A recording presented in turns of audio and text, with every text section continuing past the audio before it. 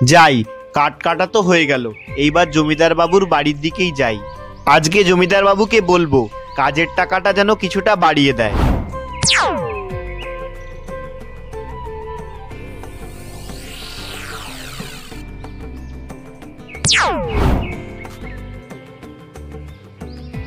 কি রে গোবিন্দ, আজ অনেক কার্ড এনেছিস তো?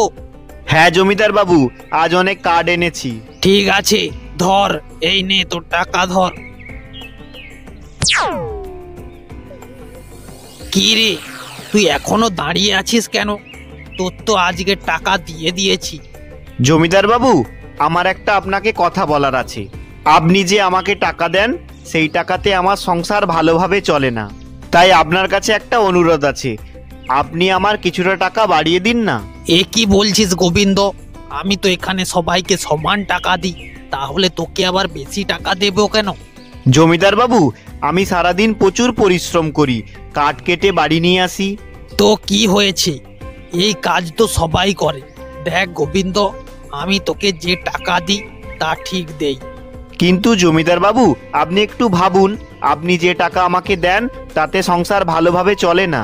আমি তোকে কোনো বেশি টাকা দেব না। কাজ করতে হয় কর, না হলে করতে হবে না, ঠিক আছে?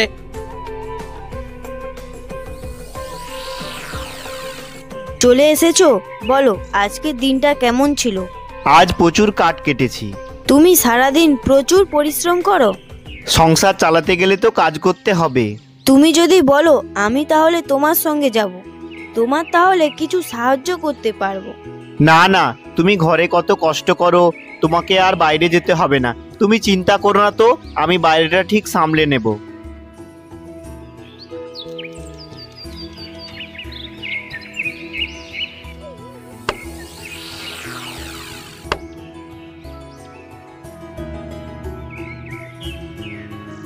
বলছি, এখানে আশেপাশে কোনো খাওয়ার দোকান আছে? আমি দুদিন ধরে কিছু খাইনি।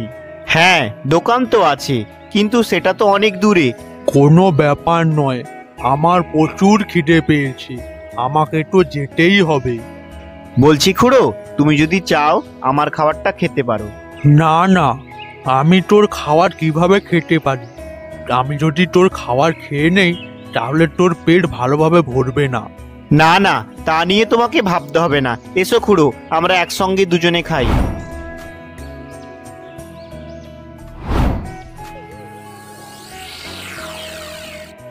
কি গো, তোমাকে এত চিন্তিত দেখাচ্ছে কেন? কি বলবো বউ, রোজ এত পরিশ্রম করি, তারপরেও এত কম টাকা পাই। এরকম যদি চলতে থাকে আমাদের ভবিষ্যৎ কিটা যে হবে। আচ্ছা, তুমি তো একটা কাজ করতে পারো, তুমি নিজে কাঠ কেটে নিজে শহরে বিক্রি করে দিয়ে আসতে পারো। তুমি ঠিক বলেছ, কিন্তু শহরে এতটুকু কাঠ নিয়ে গেলে কে নেবে? তার জন্য আমাকে লরি ভর্তি কাঠ নিয়ে যেতে হবে। আর অতগুলো কাঠ জোগাড় করতে 2-3 মাস লেগে যাবে, তাহলে আমরা খাবো কি? এটা কি আর জীবন? হে ভগবান, তুমি একটা পথ দেখাও।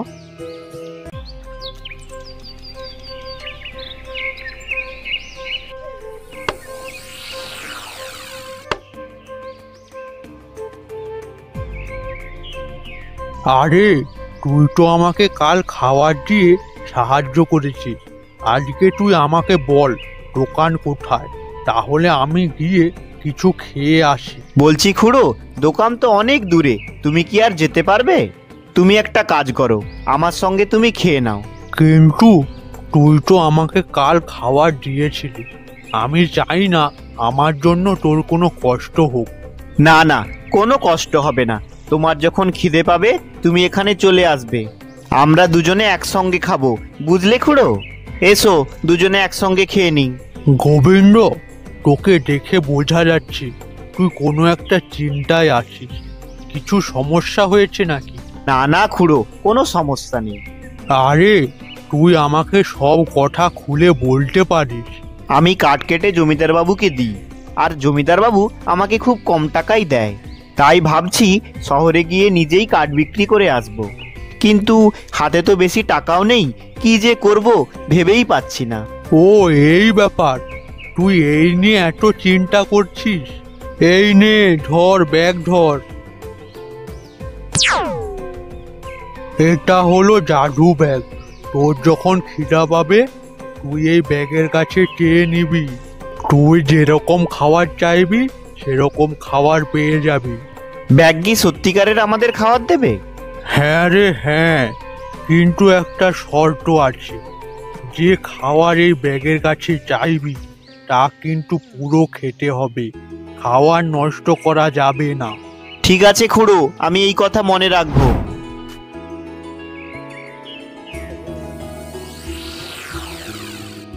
বউ বউ, দেখো কি এনেছি। এটা তো ব্যাগ, এর মধ্যে দেখার কি আছে? এটা কোনো সাধারণ ব্যাগ নয়, এটা একটা জাদু ব্যাগ।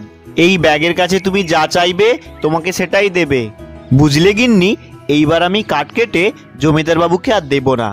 আমি সেই কাঠগুলো একসঙ্গে জড়ো করে শহরে বিক্রি করব। সত্যিকারের? এটা থেকে আমরা খাবার পাবো? তাহলে তুমি একবার চেয়ে দেখো না। না না বউ, আমি এখন খাবার চাইবো না, আমরা বরং রাতেই খাবার চাইবো। খুড়ো বলেছে বেশি খাবার দাবার নষ্ট করতে না।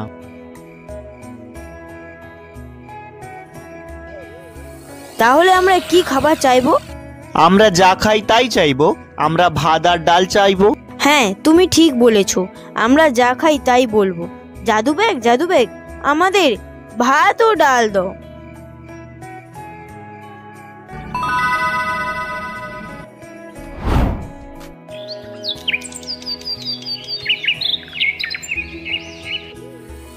কি রে হারান, অনেক দিন তো হলো গোবিন্দ কাজে আসছে না। ওর শরীর ভালো আছে তো? না জমিদার বাবু, গোবিন্দের শরীর ভালো আছে। আমি কাল ওকে কাঠ কাটতে দেখেছি। কি বলছিস? তাহলে কাঠ কেটে কি করছি আর কি খাচ্ছি? জমিদার বাবু, আমি তো তা জানি না। ঠিক আছে, আমি যাচ্ছি। আমি আজ গিয়ে দেখবো গোবিন্দ কি করছে।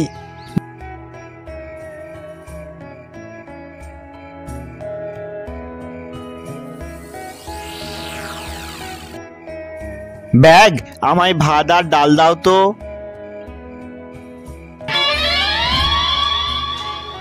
গোবিন্দর হাতে তো গুপ্তধন লেগে গেছে। ঠিক আছে, আমি দেখব তুই কিভাবে আর কতদিন ধরে এই ব্যাগের সাহায্যে সংসার চালাস। আমি আজ ওর ওই ব্যাগ নিয়ে পালিয়ে যাব। অনেক রাত হয়ে গেছে, এইবার ঘুমিয়ে পড়ি।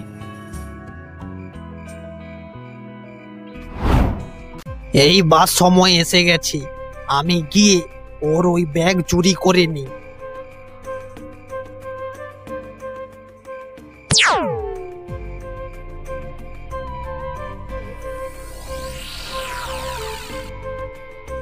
অবশেষে আমি তোকে পেয়ে গেছি।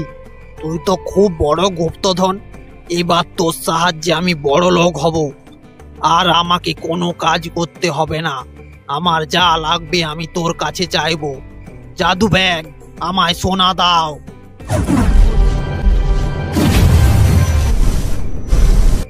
বাহ বাহ, কত সোনা, কত সোনা! এত সোনা তো আমি জীবনেও দেখিনি। এবার আর আমাকে কোনো চিন্তা করতে হবে না।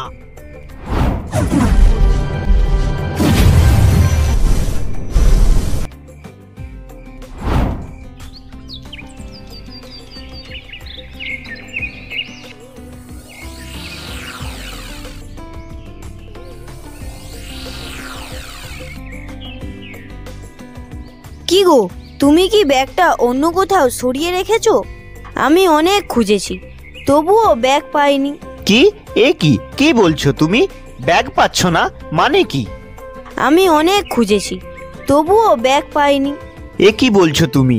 আমাদের অনেক কাজ বাকি আছে, আমরা এখনো অনেক কাঠ জোগাড় করব, কিন্তু ওই ব্যাগ ছাড়া আমরা কিভাবে খাবার পাবো?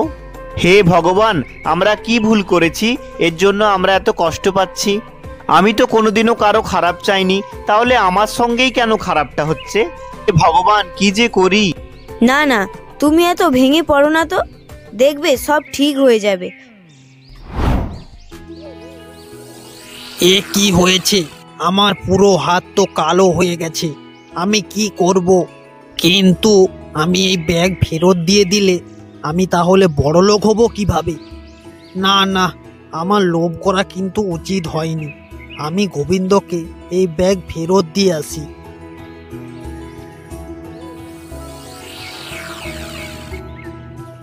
গোবিন্দ, আমায় তুই ক্ষমা করে দে। আমি অনেক বড় ভুল করে ফেলেছি, আমায় ক্ষমা করে দে। জমিদার বাবু, আপনি ক্ষমা চাইছেন কেন? তোর ওই ব্যাগ চুরি করেছি, আর দেখি আমার গোটা হাত কালো হয়ে গেছে। তুই আমাকে বল না, আমি কিভাবে ঠিক হব? জমিদার বাবু, আপনি বলুন তো, আপনি কি চেয়েছিলেন? আমি ওই ব্যাগের কাছে সোনা চেয়েছিলাম। জমিদার বাবু, আপনি অনেক বড় ভুল করে ফেলেছেন। এই ব্যাগ থেকে যা চাইবেন তা পুরো খেতে হবে। কিন্তু আমি কি ঠিক হব না? তাহলে চলো সেই খুঁড়োর কাছে।